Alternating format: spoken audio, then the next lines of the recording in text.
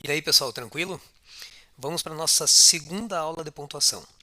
Como eu falei, gente, na primeira, a gente vai trabalhar agora um pouco da pontuação externa.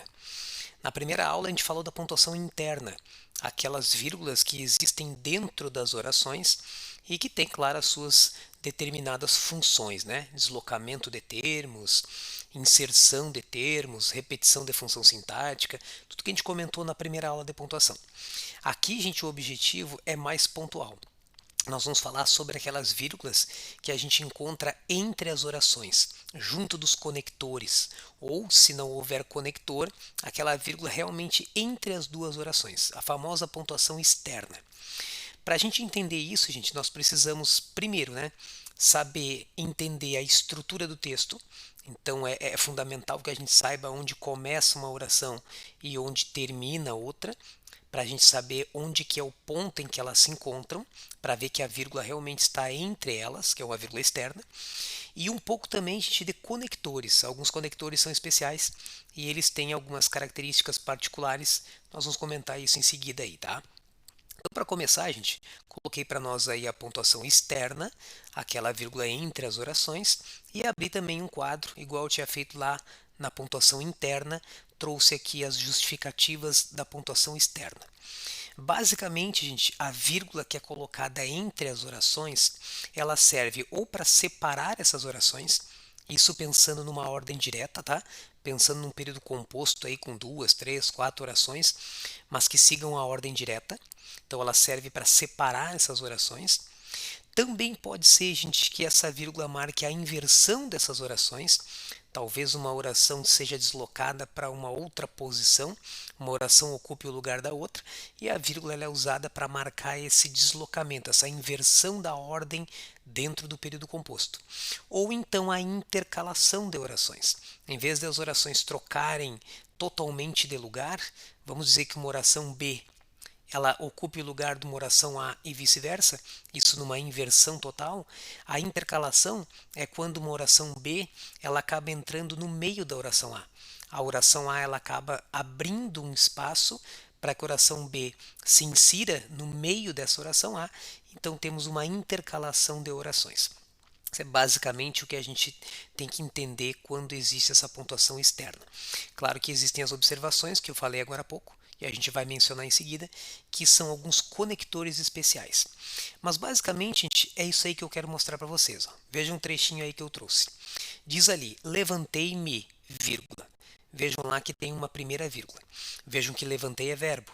Então, quando ele fala levantei-me, vírgula, ele termina a primeira oração. Vejam que eu destaquei o fui do fui para o corredor. Ali nós temos outro verbo e ali nós temos outra oração. Então notem que essa vírgula entre uma oração e outra foi colocada exatamente para separar essas orações. Levantei-me, vírgula, fui para o corredor. A mesma coisa na sequência, gente. Depois de corredor tem outra vírgulazinha que o prof destacou ali. E vejam que esperando destacado ali é verbo. Então começa uma outra oração. Então eu já tenho três orações. Levantei-me, fui para o corredor e esperando alguma coisa.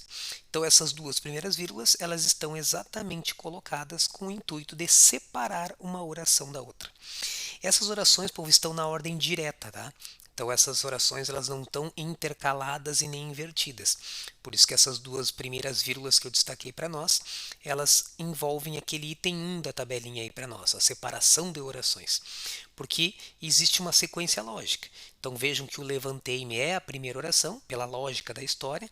Depois disso ele vai para o corredor e depois disso que ele fica esperando alguma coisa acontecer. Então, pela sequência lógica da história, eu percebo que as orações estão na ordem direta, que não houve uma inversão da ordem. Maravilha? Ele continua dizendo que o menino, porém, não me abandonava. Tinha vontade de romper com ele, vírgula. Olha lá, o prof destacou outra vírgulazinha. Tinha vontade de romper com ele, vírgula, de falar-lhe com a energia. A mesma coisa, gente. Destaquei o verbo romper, depois eu destaquei o verbo falar. Cada um desses verbos representa uma oração e novamente aquela vírgula marcada ali para nós está separando as orações. Novamente, a gente percebe-se uma ordem direta, tá? quando ele fala que tinha vontade de romper com ele e depois de falar com energia, ou seja, ele coloca numa sequência lógica a ideia. Por isso que eu entendo que não há uma inversão da ordem e nem uma intercalação entre essas orações, e sim uma sequência normal na ordem direta. Então, repito que todas as vírgulas que foram destacadas nesse trechinho aí, queridos, elas foram com o intuito de separar essas orações. Mas agora analisem esse outro fragmentinho. Conversar com os colegas era quase impossível. Nós não nos entendíamos. Olha agora. Quando a moléstia não os levava para um mutismo sinistro, vírgula, destaca cada vírgulazinha para nós. O delírio não lhes permitia juntar coisa com coisa. Agora, gente, essa vírgula aí, ela não está apenas separando as orações, ela está marcando uma inversão da ordem. Que aí o item 2 da nossa tabelinha é o que a gente vai entender e observar agora. Vejam que eu destaquei aquele quando. Aquele quando, gente, é um conector. E como nós bem sabemos lá das aulas de período composto, o conector ele liga as duas orações, ele fica entre as duas orações. Se esse período começou com o quando, gente, ou seja, o conector está no início do período, isso é um indício, isso é um sinal de que a oração está não na sua ordem normal, na sua ordem invertida, por um motivo bastante fácil de entender. Se um conector é colocado entre as duas orações, se eu tenho uma oração A e eu tenho uma oração B e um conector é colocado entre a A e a B, se eu deslocar a oração B para frente da oração A, o conector que está antes da B vai passar lá para frente também. Então, quando eu percebi aquele quando a moléstia não os levava para um mutismo sinistro, eu notei que a oração está invertida. O período, na verdade, começaria pela oração do delírio, que fala: o delírio não lhes permitia juntar coisa com coisa, quando a moléstia não os levava para um mutismo sinistro. Então, a presença daquele conector mostra que as orações estão invertidas, uma está ocupando o lugar da outra, e aquela vírgula que eu destaquei para nós, então, ela contempla o item 2 da nossa tabela, a inversão da ordem entre as duas orações. Beleza, queridos? Então, vale a pena com esses dois trechos pensar nisso. Onde começa e onde termina uma oração, para que eu perceba onde elas se encontram. Ou então, repito, notar se há um conector no início de um período, ou até mesmo um conector no meio de alguma oração. Isso pode evidenciar para nós o deslocamento das orações, a inversão, a intercalação entre elas. E aí as vírgulas todas são obrigatórias, né? Precisam realmente ser usadas. Maravilha? Tudo ordem? Beleza. Mas o mais importante, gente, dessa nossa aula de pontuação é o que tem aí nesse atenção.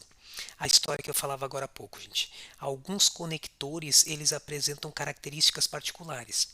Então agora o restante da nossa aula vai ser especialmente a respeito de dois conectores importantes. Primeiro, gente, a conjunção e depois o pronome que. O e o que, gente, são dois vocábulos extremamente importantes para nós da língua portuguesa. Não apenas pela questão da pontuação, mas também por uma questão semântica, por uma questão realmente de outros elementos que envolvem a língua portuguesa. Então, atenção especial no prof. Aqui, gente, Lima Barreto escreveu que a velha tinha falado com uma energia pouco comum, vírgula. Destaquei a primeira vírgulazinha para nós. Vejam que logo depois dela vem um e. E aquele e, gente, ele está fazendo a conexão entre as duas orações. Então a primeira oração diz: a velha tinha falado com uma energia pouco comum. Termina a primeira oração. A segunda oração diz: e a filha estava súplice e vexada. Vocês viram que aquele e, gente, além de conectar essas duas orações, ele recebeu esse sinal de pontuação. Existe uma vírgula antes do conector e. E a grande pergunta é: será que essa vírgula ela sempre vai aparecer antes da conexão, do conector e? Será que essa vírgula é aquele caso inicial da aula apenas para separar orações? Não, gente. Então prestem bem atenção nessa informação. A gente só coloca uma vírgula antes do conector e em duas situações. A primeira é agora que eu vou explicar. Vocês notaram que a primeira oração tem como sujeito a velha, que eu destaquei para nós? E que a segunda oração tem como sujeito a filha, que eu destaquei também?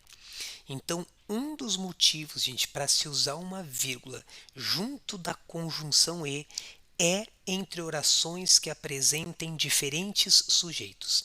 Isso quer dizer também, gente, em outras palavras, que se o conector e, se a conjunção e estiver ligando orações com sujeitos iguais, se o sujeito da primeira oração é o mesmo da segunda oração, a vírgula não pode ser usada.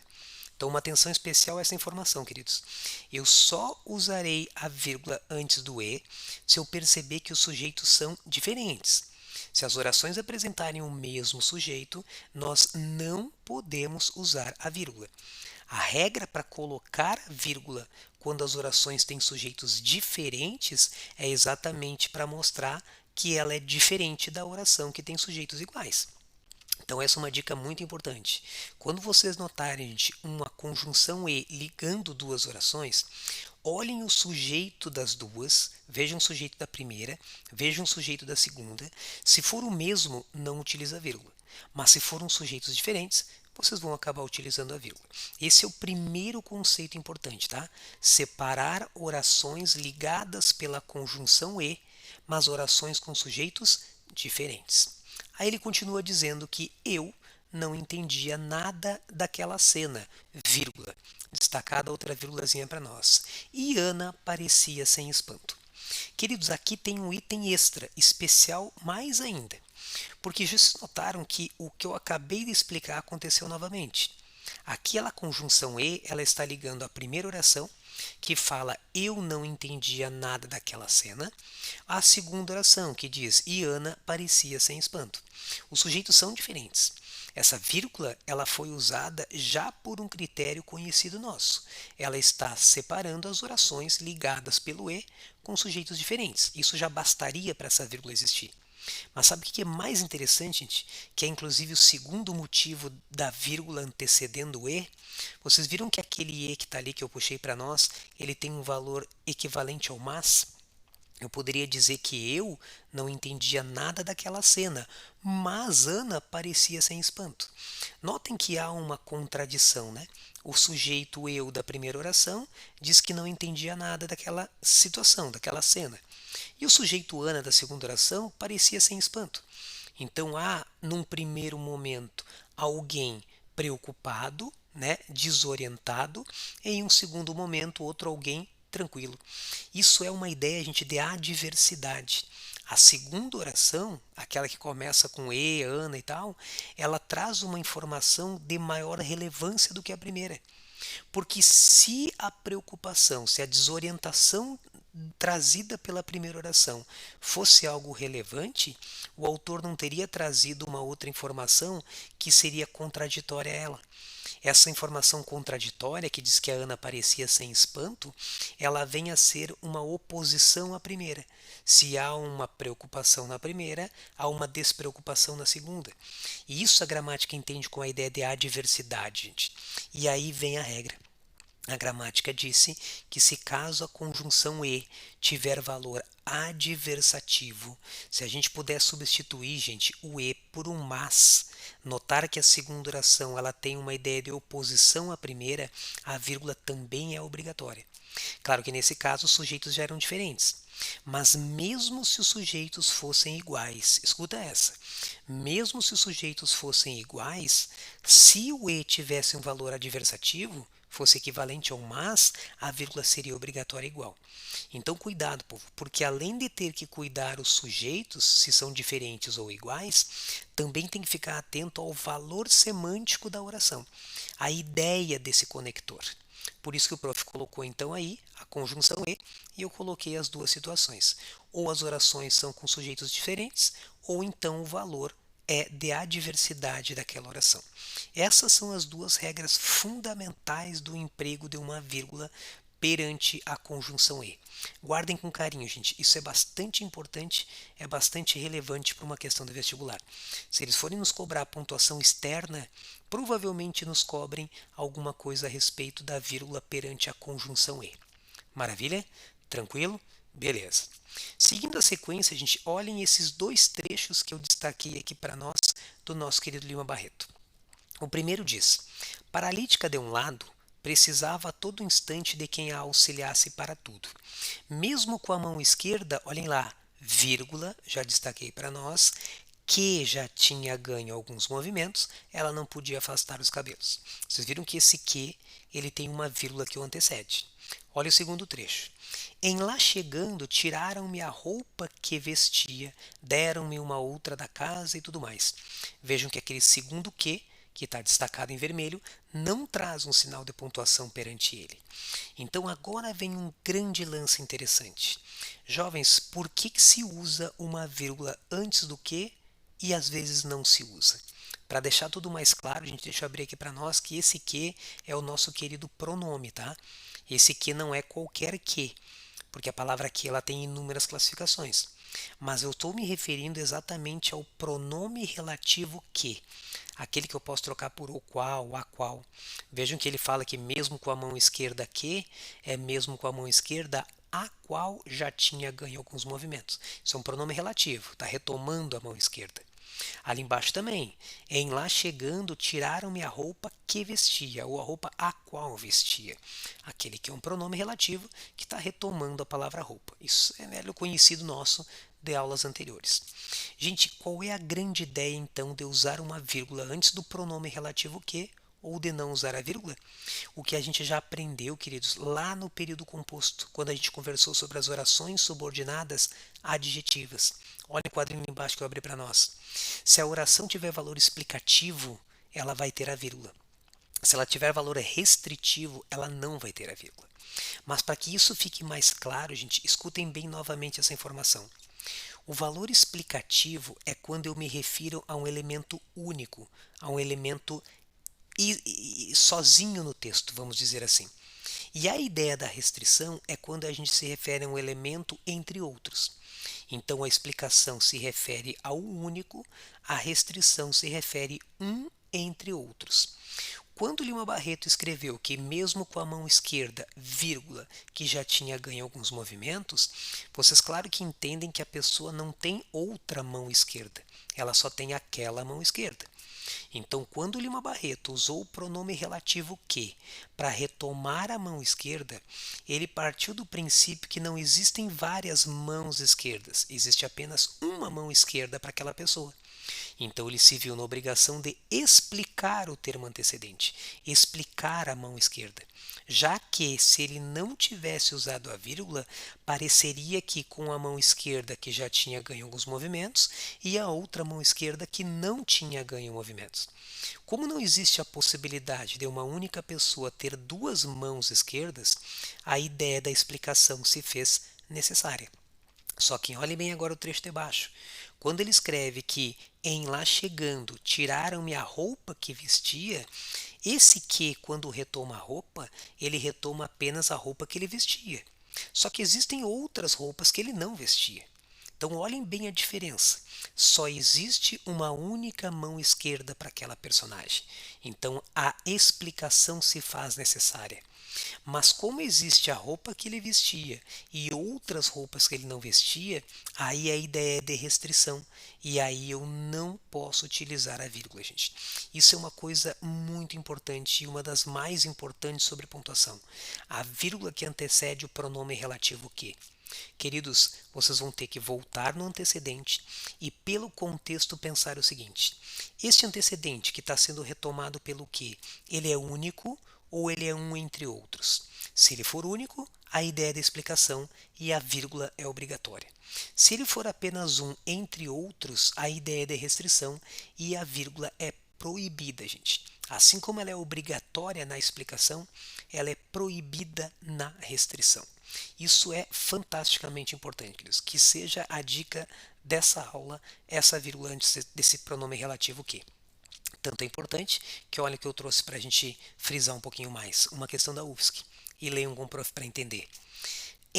Porém, quando ocorre um desastre ambiental, o que há é uma socialização dos prejuízos, vírgula, que são pagos pela sociedade como um todo. A UFSC disse que a vírgula que antecede o termo que, vejam lá, ó, uma socialização dos prejuízos, vírgula que. diz que ela serve para marcar uma explicação referente à expressão os prejuízos. Então, o que, que a questão quis dizer? Que quando a pessoa escreveu que há uma socialização dos prejuízos, vírgula, que são pagos pela sociedade como um todo, ele quis dizer que os prejuízos como um todo, inteiros, todos eles, como se todos os prejuízos juntos formassem uma coisa única. E sempre quando se passa a ideia, gente, do conjunto inteiro, do único, do todo, a gente precisa explicar. E para isso precisa usar a vírgula. Por isso que essa questão da UFSC, essa proposição da UFSC estava correta. É bem comum a gente cobrar na questão da UFSC, questões da UFSC, essa parte da vírgula que antecede o que. A UFSC já tem uma certa atração pela palavra que, aí unindo a palavra que a uma pontuação, é uma questão perfeita, é um prato cheio, uma questão. Maravilha, gente? Então fica aí a dica sobre pontuação externa, o que a gente falou no começo da aula, e essas duas dicas importantes sobre o e sobre o que. Maravilha? Um grande abraço, professor Ricardinho. Um grande prazer, queridos, ter compartilhado esses momentos com vocês. Apesar de estarmos longe, apesar da distância, foi um prazer, né, gravar as aulas e mandar para vocês, porque eu sei que muitos estão aí assistindo o prof e estão na espera, né, dessas informações, das aulas, das questões, das listas de exercícios, para manter ativo o nosso estudo, né, as nossas informações e tudo mais. E se tudo der certo, a gente mais cedo ou mais tarde acaba se vendo. Um grande abraço, professor Ricardinho. Prazer em ajudá-los. Qualquer coisa, né? Procurem o prof aí. Beleza? Roteirinho de estudos para não esquecer. Tem uma listinha de exercícios para vocês fazerem lá no Estudos. Mãos à obra. Bons estudos. Um abraço.